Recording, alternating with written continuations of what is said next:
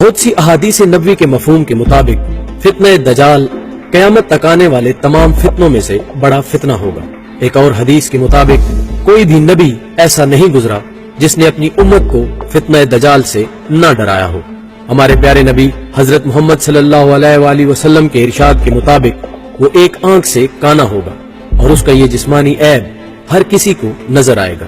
اس کی پیشانی پر کاف فے رے یعنی کافر لکھا ہوگا، لیکن اس کے باوجود وہ خدائی کا دعویٰ کرے گا اور کمزور ایمان کے حامل لوگوں کی ایک بڑی اکثریت اس پر ایمان لے آئے گی۔ اس کی شعبدہ بازیوں میں مردہ لوگوں کو زندہ کرنا، بارش کا برسانا، قحط سالی پیدا کرنا اور دیگر بہت سی ایسی کئی چیزیں اس سے سرزد ہوں گی جنہیں لوگ کرامت یا معجزے کا نام دیں گے۔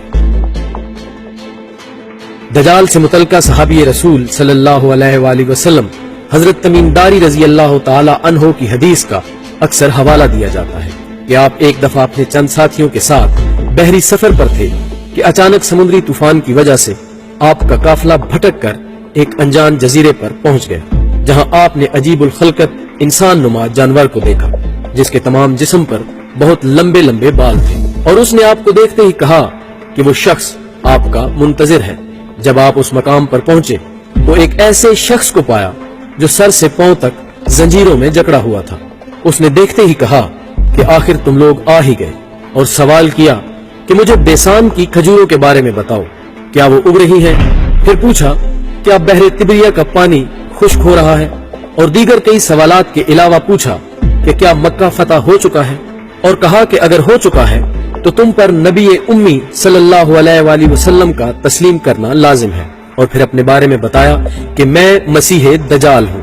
حضرت تمیم داری نے واپس آ کر اس واقعہ کا ذکر نبی صلی اللہ علیہ وآلہ وسلم کے سامنے کیا اور آپ نے تصدیق فرمائی۔ دوستو، حدیث کی طوالت سے بچتے ہوئے ہم خروج دجال پر آتے ہیں، جو کہ ایک روایت کے مطابق خراسان سے برآمد ہو کر ایران کے شہر اصفہان کو اپنا مسکن بنائے گا۔ اس کی رفتار ہوا کی طرح تیز ہوگی۔ یہ 40 دنوں میں پوری دنیا کا سفر مکمل کرے گا۔ خروج دجال سے پہلے شدید قحط سالی کا زمانہ ہوگا۔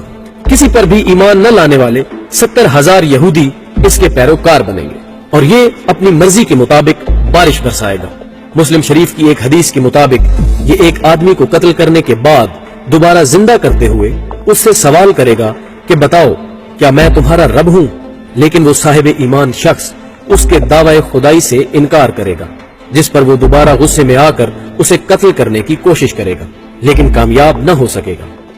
اس کے پاس ایک باغ ہوگا جسے وہ جنت کا نام دے گا، اور آگ ہوگی جسے وہ جہنم کا نام دے گا۔ آپ صلی اللہ علیہ وآلہ وسلم کا ارشاد ہے کہ اگر کوئی دجال کا زمانہ پائے تو وہ باغ کی بجائے اس آگ کو ترجیح دے جو دراصل جنت ہوگی، اور وہ باغ اصل میں جہنم کی مثال ہوگا۔ یہ دشمن خدا اگرچہ پوری دنیا کو انتہائی تیزی سے فتح کرنے میں کامیاب ہو جائے گا، لیکن مکہ اور مدینہ میں اس کا داخلہ ممکن نہیں ہوگا۔ دجال کی یہ شعبدہ بازیاں ابھی جاری ہی ہوں گی کہ بوقت سحر دمشق کی جامع مسجد کے مینار پر حضرت عیسیٰ علیہ السلام کا نزول ہوگا، اور حدیث کے الفاظ کے مطابق آپ زرد رنگ کے 2 کپڑوں میں ملبوس ہوں گے۔ آپ کے سر کے خشک بال ایسے محسوس ہوں گے جیسے ابھی ان میں سے پانی کے قطرے ٹپک پڑیں گے۔ فجر کی نماز کے لیے اقامت کہی جا چکی ہوگی، اور پیش امام آپ کو پہچانتے ہوئے عرض کریں گے کہ اے روح اللہ، آپ امامت فرمائیں۔ نماز کے بعد حضرت عیسیٰ علیہ السلام دجال کے خلاف جنگ کی تیاری کریں گے، جو کہ آپ کی آمد سے باخبر ہوتے ہوئے آج کے اسرائیل میں شہر لد کی طرف بھاگ جائے گا۔